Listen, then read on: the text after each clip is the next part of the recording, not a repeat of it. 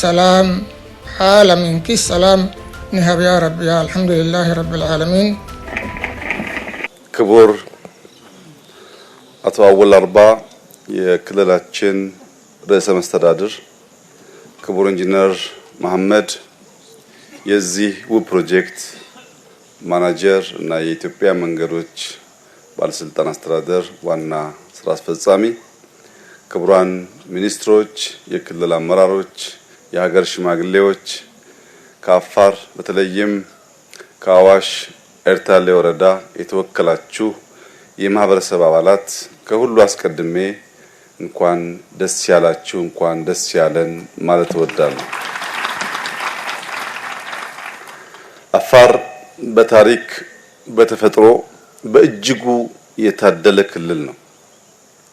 ይህ የምታዩት የፓልም ፋርም ብዙ ቦታ ልዩ ልዩ ጫካዎች፣ ዛፎች፣ ደኖች አይታችሁ ሊሆን ይችላል።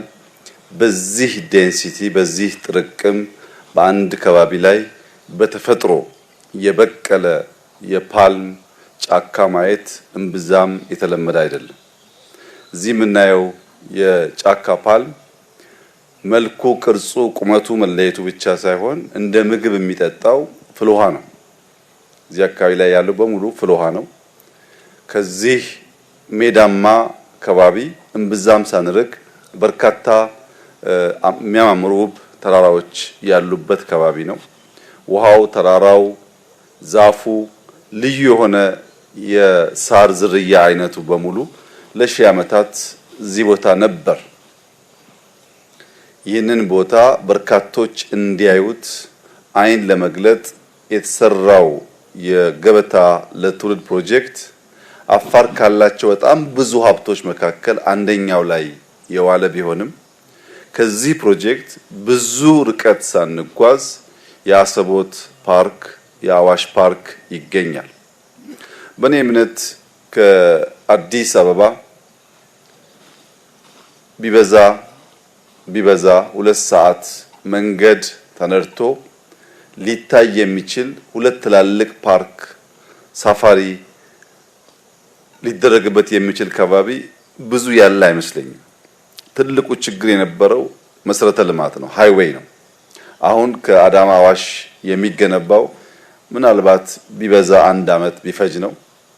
ከአዋሽ ኤግዚት አድርገን እዚህ ለመምጣት የሚወስደው ጥቂት ኪሎሜትሮች ብቻ ነው።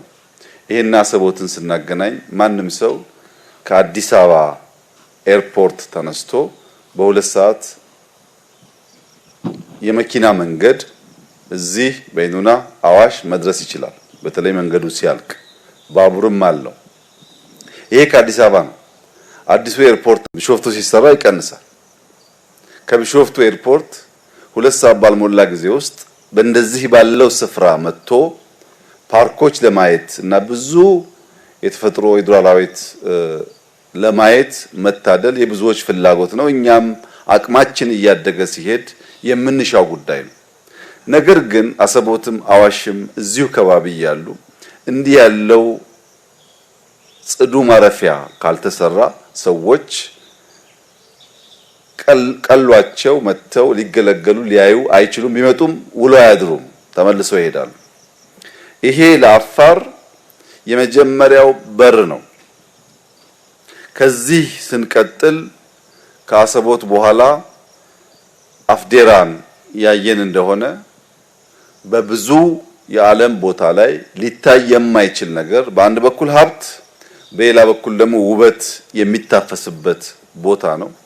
ከአፍዴራ እልፍ ስንል ደንከልን እናገኛለን። እጅግ አስደናቂ ውበት አለ። ኤርታሌ አለ።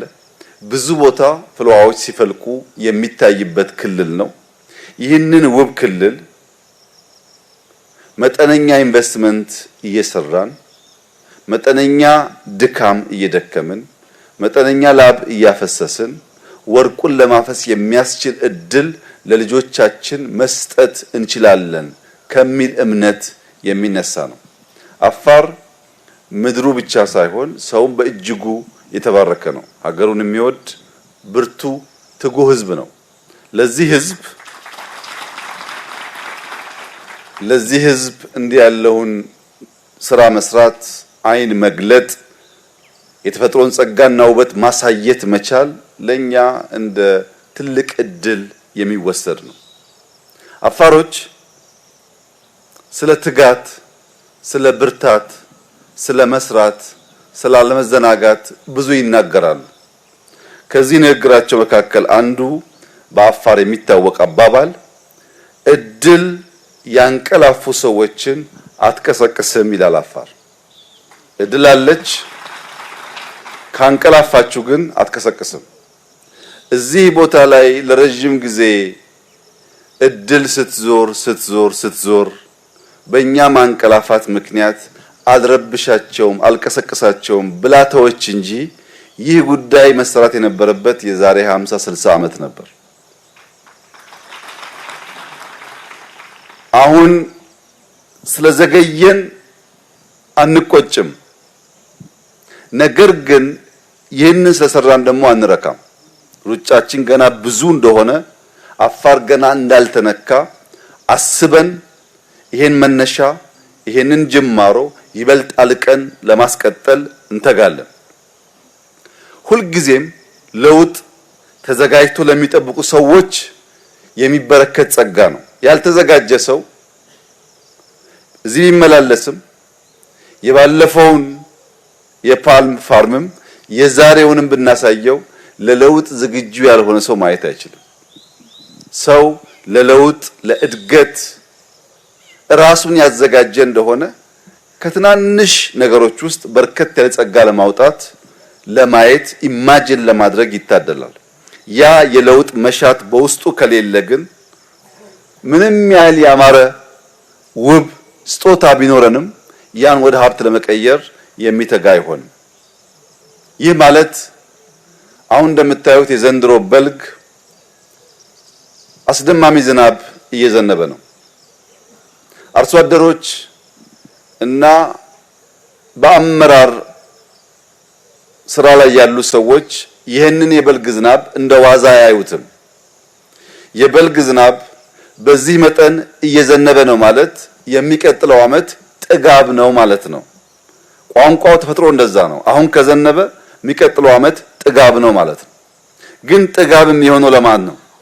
መሬቱን አርሶ አለስልሶ ፈጣሪውን ታምኖ ለሚጠብቅ ሰው ነው። መሬት አለስልሶ አርሶ ያልተዘጋጀ ሰው ዝናቡ ያልፈዋል። የዘንድሮ ዝናብ ከአምናው ከአቻምናው ከዚህ ቀደም ከምናቀው ዝናብ በተለየ መንገድ እኛ ኢትዮጵያውያን ልንወስድ ይገባናል።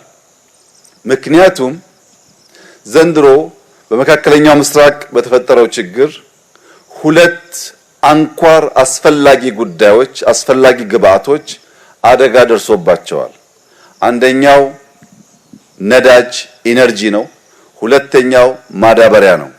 ሁለቱ ቁልፍ ግብአቶች በደረሰባቸው አደጋ የመጀመሪያው ጥቃት የሚያጋጥመው ምግብ ነው። በማዳበሪያውም በኢነርጂውም እጦት ምክንያት የሚጎዳው የምግብ እጥረት የሚያስከትለው አደጋ ነው። ምግብን ለማምረት ነዳጅ ቢያዝብን ማዳበሪያ ቢያዝብን በልግ በዚህ ልክ ከተሰጠን ፈጣሪ በብዙ ሊጎበኘን ፍላጎት አሳድሯል ማለት ነው። ምን ከሆነ አርሰን አለሰን ተዘጋጅተን ከጠበቅን። የኢትዮጵያ አርሶ አደሮች በዓለም ላይ የመጣው ፈተና ከባድ ቢሆንም ፈጣሪ በሰጠን ዝናብ በርትተን ከሰራን ቢያንስ 2 ሚሊዮን ሄክታር መሬት ቢያንስ ነው በበልግ ማረስ ከቻል ከዚያ የምናገኘው ለምሳሌ የስንዴን ብቻ ብንወስድ በርካታ አዝርዕት ሊዘራ ይችላል። ስንዴ 40 ኩንታል በሄክታር ብናገኝ 2 ሚሊዮን ባይሆንም ባነሰ ግን በ1 ሚሊዮን እንኳን ቢታሰብ 40 ሚሊዮን ኩንታል እናገኛለን ማለት ነው። የበልግን እድል ያበላሸ ክረምትም ያመልጠዋል። እዚህ ቦታ ላይ የነበረው ችግር እንደዚሁ ነው። ተፈጥሮ የሰጠችውን ጸጋ ማንበብ ማወቅ ጊዜን መገንዘብ ተስኖን ለረጅም ዘመናት እንዲህ ያለው ገነት እንዲህ ያለው ውበት ሳናየው ቆየን እንጂ ሌሎች ዓለማት እቺን ቤት ከገነቡ በኋላ መከራቸውን የሚያዩት እንደዚህ ያለውን ፓልም በዚያ አካባቢ ላይ ለመትከል ነው። በነገራችን ላይ አሁንም ቢሆን አዲስ አበባ አካባቢ ጥሩ የፓልም ዝርያ በሺዎች ብር የሚሸጠው ችግኙ የደረሰ ችግኝ በሺዎች ብር ይሸጣል። እዚህ እንደምታዩት በመቶ ሺዎች ምናልባት በሚሊዮን የሚቆጠር የፓልም ጫካ አለ። እኛ ለዛ አልከፈልንም፣ ለዚህ ፍልውሃ አልከፈልንም። እኛ የሰራነው ጎጆ ነው። ግን ያ ጎጆ ከተፈጥሮ እንዲስማማና ይህን ውበት እንዲያወጣ አደረገ። ልክ እንደዚሁ የዘንድሮን በልግ የተዘጋጀ ያለሰለሰ ያረሰ አርሶ አደር የሚቀጥለው ዓመት ኢትዮጵያ ውስጥ መከራ፣ ችግር፣ ረሃብ ሳይሆን ጥጋብ እንዲመጣ ስለሚያደርግ ወቅትን፣ ጊዜን ማወቅና መጠቀም የሁላችን ትጥቅ ልብስ መሆን አለበት። ምክንያቱም አፋሮች ላብ ወርቅ ያስገኛል፣ ስንፍና ግን አቧራ ያስታቅፋል ይላሉ። በላብ ወርቅ ይታፈሳል፣ በስንፍና አቧራ ይለብሳል። ዘንድሮ በልግን በበቂ ሁኔታ ኢትዮጵያ ውስጥ ማረስ ማሳረስ በመካከለኛው ምስራቅ የተፈጠረው ችግር ለኛ ብቻ ሳይሆን ለሚቸገሩ ሰዎች ለመድረስም ጭምር ትልቅ እድል ስለሚሰጥ ሳንዘናጋ ልክ በዚህ ቦታ ላይ ያልታየን አይተን መልካም ነገር እንዳስቀመጥን የበልግንም ዝናብ በዚያው ልክ መጠቀም ያስፈልጋል። ይህን ካደረግን የምናስበውን ብልጽግና ለማረጋገጥ በእጅጉ የሚያግዝ ይሆናል። ታዲያ አፋር፣ ኢትዮጵያ እንደዚህ ያለው ጸጋና ስጦታ ካላቸው እስካሁን ለምንድነው ያንን መልካም ነገር ተጠቅመው መበልጸግ መልማት ያልቻሉት የሚል ጥያቄ ቢነሳ አግባብ ነው። ይሄ ሁሉ ነገር እያለን ምን ነካን ቢባል the bad apple effect የሚባል ነገር አለ። በአንድ ኩንታል ውስጥ ያሉ ጤነኛ አፕሎች መካከል አንድ የተበላሸ በሽተኛ አፕል ቀላቅለን ብናስቀምጥ እነዚያን ጤነኞች አፕሎች የማበላሸት አቅም አለ። ምንም እንኳን መልካም ነገሮች የበዙ ቢሆንም አንድ የተበላሸ ነገር ካለ ያ የተበላሸው ነገር አብዛኛውን ጤነኛውን ነገር ያበላሸዋል። ይህ ችግር የአፋር፣ የኦሮሚያ፣ የአማራ፣ የደቡብ፣ የቤኒሻንጉል፣ የጋምቤላ፣ የትግራይ የሁሉ ኢትዮጵያውያን ችግር ነው። ብዙ መልካም ሰዎች ብዙ መልካም አሳቢዎች ቢኖሩም የተበላሸ ጨለምተኛ ሐሳብ ያላቸው ሰዎች በውስጡ ስለሚቀላቀሉ አብዛኛው መልካም ነገር የተበላሸና ችግርን በማውራት በችግር ውስጥ በመኖር ችግርን በመተንተን ዘመን የሚታለፍ መስሎት ያስባል። በችግርን በመተንተን የሚታለፍ ዘመን የለም። ችግርን ረግጦ መከራን ረግጦ አሻግሮ በማየትና በመትጋት ብቻ ነው ለውጥ የሚመጣው። እንደዚህ ያለው ጨለምተኛ ስብስብ ባለበት አካባቢ ሁሉ ያማረ ውጤት አይመጣም፣ ከመጣም የዘገየ ይሆናል። በ2006 የዛሬ 20 ዓመት ገደማ በተደረገ አንድ ጥናት 5 ሰዎች መካከል አንዱ ጨለምተኛ የሆነ እንደሆነ ኔጌቲቭ ቲንከር የሆነ እንደሆነ መልካም ነገር ማየት የሚሳነው የሆነ እንደሆነ ከጨለማ ውስጥ አርቆ የብርሃን ጭላንጭል ማየት የሚሳነው ከሆነ የነዚያ 5 ሰዎች የሥራ ውጤት ቢያንስ በ40% ይቀንሳል ይላል ጥናት ነው። ከአምስቱ አንዱ ጨለምተኛ ከሆነ የአጠቃላይ የግሩፑ የሥራ ውጤት በ40% የቀነሰ ይሆናል። ከ130 ሚሊዮን ምን ያክል ጨለምተኛ እንዳለ አስቡና ያ በጋራ በሚሆንበት ሰዓት አብዛኛው መልካም አሳቢ ቢሆንም ጥቂት ጨለምተኞች ካሉ ውጤቱ የዘገየ ይሆናል። ጨለምተኝነት ትውልድ ይገላል። ጨለምተኝነት ሀገር ያዘገያል።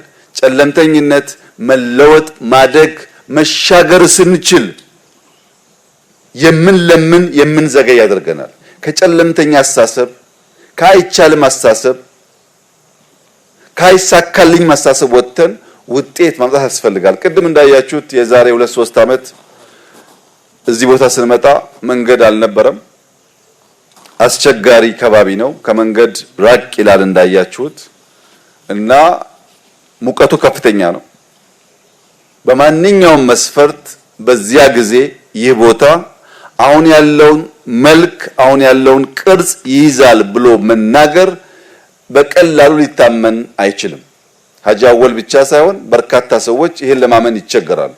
ነገር ግን ያያየነውን ለመኖር ያያየነውን ለማሳየት ያያየነውን ለማበራከት ባደረግነው ተከታታይ ጥረት ዛሬ በምንም መስፈርት ማንም ሰው ቸል ናቅ ሊያደርገው የማይችል መልካም ዘር በዚህ ስፍራ ተዘርቷል። ይህ ስፍራ ግን የተዘራው ዘር ማሳ መሆን እንዲችል ቅድም እንደተባለው 4፣ 5፣ 6 ቦታዎች አፋር ውስጥ መሰል ስራ ያስፈልጋል። እነዛ እየተሰሩ ሲሄዱ ፕራይቬት ሴክተር አይኑ ተገልጦ የክልሉ አመራር አይኑ ተገልጦ እያንዳንዱን ቦታ ሲሰራ አንድ ሰው አፋር ገብቶ ዛሬ አይወጣም፣ ሳምንት ይቆያል። ብዙ የሚያቆይ ነገር ስላለ ውብ ተፈጥሮ አለ፣ በጣም ደጋግ ህዝብ አለ። ሁሉ ቢጠፋ የግመል ወተት አለ፣ በከል አለ። ያን እየበሉ ሳምንት በደስታ መቆየት የሚቻልበት ክልል መፍጠር ይቻላል። ይህ እንዲሆን ጨለምተኝነት አይቻልም አይሳካም ከሚል መንፈስ መውጣት፣ አሁን ባለ ሁኔታ አለመታሰር፣ አሁን ባለ ችግር አለመታሰር፣ ከዚያ አልቆና አሻግሮ ማየት መቻል። ያንን ስናደርግ የምናስበውን የበለጸገች ኢትዮጵያ ለማየት ለልጆቻችን ለማስረከብ እድል እናገኛለን። ይህ ቦታ ኔሌ ፓም ሎጅ ለኩሪፍቱ ሪዞርት ተሰጥቷል። አቶ ታዲዮስ ሁላችሁም እንደምታውቁት ቱሪስት በመሳብ ለኢትዮጵያ ፈርቀዳጅ የሚባል ሰው ነው። እንዲህ ያለውን ተፈጥሮ በሚያገኝበት ሰዓት የወተር ፓርክ በመጨመር ሩሞች በመጨመር ብዙ ቱሪስቶች እንዲመጡ በማድረግ ከአዋሽ ጋር በማያያዝ ከበይኑና ጋር በማያያዝ ከአሰቦት ጋር በማያያዝ ትልቅ የቱሪስት መንደር እንዲሆን በራሱ በጓደኞቹም በሌሎቹም አካላት የበኩሉ ሚና እንደሚጫወት ምንም ጥርጥር የለው። ይህም ቦታ ሀጂ አወልና አቶ ታዲዮስ ማሰብ ያለባችሁ እንደ አዲስ ማሳ ነው። አዲስ ማሳ ሁለት ቁልፍ ነገሮች ያጋጥሙታል። በመታረሱ በመቆፈሩ ምክንያት የተዘራ ዘር አለ። ያ የተዘራ ዘር ከተንከባከብነው ፍሬያማ ሆኖ በብዙ ተባስቶ ሊመጣ ይችላል። በሌላ መንገድ ደግሞ ያ ማሳ ከዘሩ በፊት የለመደው አረም አለ። አረም ከአዲስ ማሳ ይነቀላል እንጂ አይጠፋም። በአዲስ ማሳ ዘር ይዘራል እንጂ እንክብካቤ ካላገኘ አይበቅልም። አረሙም አለ፣ ዘሩም አለ። ዘሩ አብቦና ተበራክቶ መልካም ፍሬ እንዲሰጥ ያ የተነቀለው አረም ተመልሶ መብቀል እንዳይችል መጠበቅ አለበት። ማሳው መኮትኮት አለበት፣ ውሃ ማግኘት አለበት። ያንን እንክብካቤ መስጠት ካልቻል ቀድሞ የለመደው ዘር ብቻውን ሳይሆን ተባስቶ ይወረዋል። ዘሩ ይበዛና አረሙ ይበዛና ዘሩ ያንሳል። ያ እንዳይሆን መልካም ጅማሮ መልካም ስራ ያየን ቢሆንም አረሙን በቀጣይነት ማጥፋትና ዘሩን ማባዛት ግን ገና ተጨማሪ ድካም የሚጠይቅ ስለሆነ ለሀጂ አወል ለአቶ ታዲዮስ አደራ የሚሰጥ ጉዳይ ይሆናል። እኛ ሰርተናል አለቀ ብለን አንተውም፣ መተን እናያለን፣ እንደተባለውም እንገለገላለን። ክልላችን መምጣት ሀጂ አወል ስለጋበዘን እኛ እንመጣለን። ሀጂ አወልም በከል ያርዳል፣ ግመል እንኳን ይበዛብናል። በዚያ መንገድ ይሄ የተጀመረው ስራ ተጠናክሮ እንዲቀጥል ሁላችን የበኩላችን እንድንወጣ አደራ ማለት ፈልጋለሁ። ኢትዮጵያውያን በተለይ መንዳት የምትችሉ በግሩፕ መንዳት ባትችሉም ባቡር መጠቀም የምትችሉ ለቱሪዝም ፐርፐዝ አይደለም አገራችሁን ለማወቅ በዚህ ስፍራ ስላሉ ድንቃድንቅ ውበቶች ለማየት ለማድነቅ ለመውደድ ለመስራት እንድትችሉ ይህንን ቦታ ከማየት እንዳትቦዝኑ አደራ ማለት ፈልጋለሁ። በተለይም የተለየ ብቃት እና ዕውቀት ያላችሁ ምሁራን በእኔ እምነት በዚህ ስፍራ ያልዳሰስነው ያልደረስንበት የተደበቀ ብዙ ሀብት ሊኖር ይችላል። የድንጋዩ ቅርጽ የተለየ ነው። የውሃው ቴስት ሄቪነስ የተለየ ነው። የምናያቸው ፕላንቶች የተለዩ ናቸው። ተጨማሪ ምርምር ተጨማሪ ጥናት ቢደረግ አዳዲስ ሀብት ሊወጣ ስለሚችል የምትመራመሩ ሰዎች መታችሁ እንድትመራመሩ፣ የምትማሩ ሰዎች መታችሁ እንድትማሩ፣ ማረፍ የምትሹ ሰዎች መታችሁ እንድታርፉ ሀገራችሁ እንድታዩ አደራ እያልኩ አፋር የኢትዮጵያ በረከት ነው። አፋር የኢትዮጵያ ጠባቂ ነው። አፋር የኢትዮጵያ ባላደራ ነው። ብዙ ሰጥታችኋል፣ ብዙ አድርጋችኋል። ላደረጋችሁት ሁሉ ኢትዮጵያም እኔም እናመሰግናለን። የቀረውን ያስቀራችሁትም ደግሞ በጋራ እናመጣለን። አመሰግናለሁ።